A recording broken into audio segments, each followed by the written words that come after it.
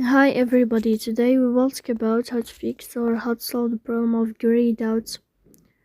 On the application of Telegram, you will go to settings. Here you will go to apps, default apps, app settings.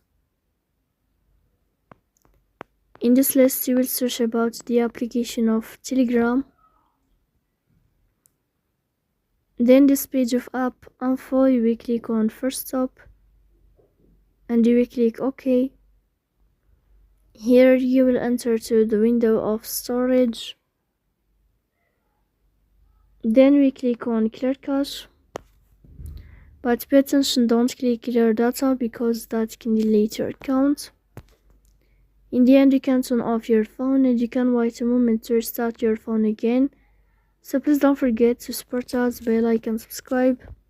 See you next time and thank you for your watching and your attention.